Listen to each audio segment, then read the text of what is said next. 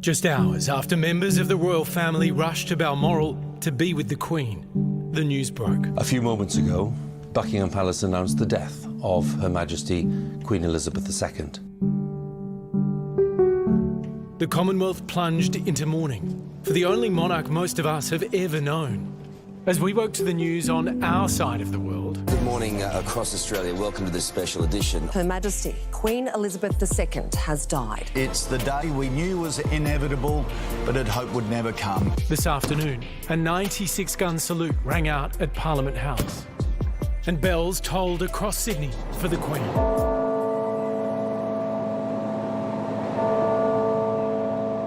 Our leaders shared their thoughts. As our Queen, she served our nation with distinction for more than 70 years. Today marks the end of an era, the close of the second Elizabethan age. Her passing today breaks our heart. Lucy and I went to bed last night with dread and we woke up in grief. The Queen was an extraordinary presence. I'm going to cry. I know that's crazy, but she's just been, you know, there. We'll never see another leader like her. Tributes poured in from across the globe. Sie hat Zeitgeschichte erlebt und Zeitgeschichte geschrieben. Millionen Deutsche fühlen sich heute. The thoughts and prayers of the American people are with the people of the United Kingdom and the Commonwealth in their grief. There is no doubt that a chapter is closing today. And with that, we share our thanks for an incredible woman who we were lucky enough to call our Queen. She was one of my favourite people in the world, and I will miss her so.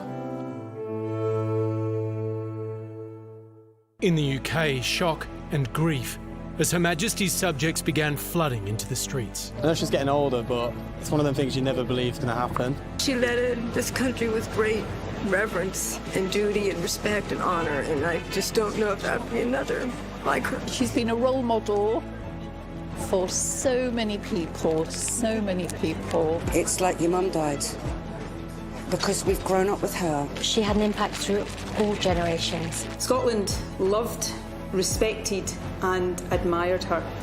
And by all accounts, Her Majesty was really happier than when she was here in Scotland at her beloved Balmoral.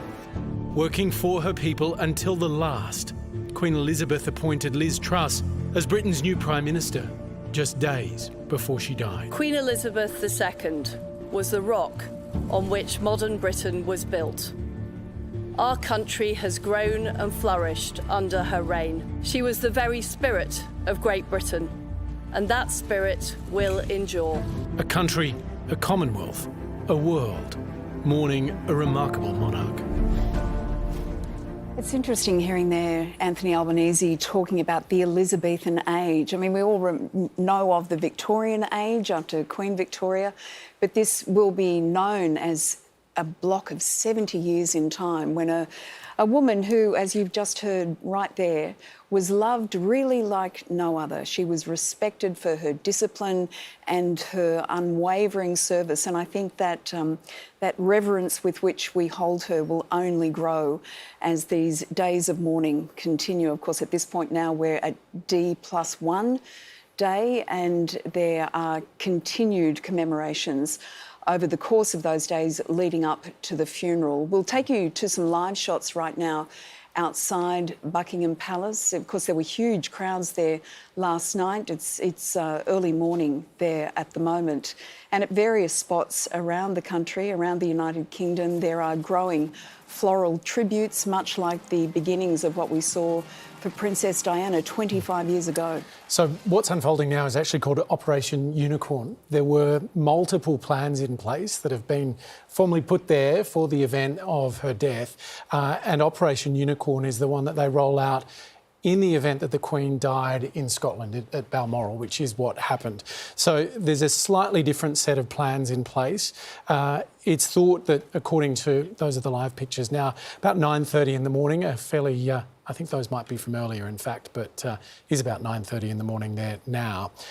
A leaked version of Operation Unicorn says that her coffin will temporarily rest at the Palace of Holyrood in Scotland. It'll then be transported to London either by the British Royal train or by plane. And there's 11 days of ceremony that take place after D-Day. There's actually some discussion in the UK that suggests today may be treated as D-Day because it was late in the day there when she in fact passed away. So a lot of the protocols that will be rolled out will essentially start today, we understand. And in fact, Buckingham Palace has not indicated precisely when her funeral will take place, but it will be within a fortnight of her passing. Yeah, that shot of the gates there, of course, that was where they put up the official proclamation, the declaration of the Queen's passing. And for a life so huge, there were so few words there, but really, it's hard to put into words the life that she has lived.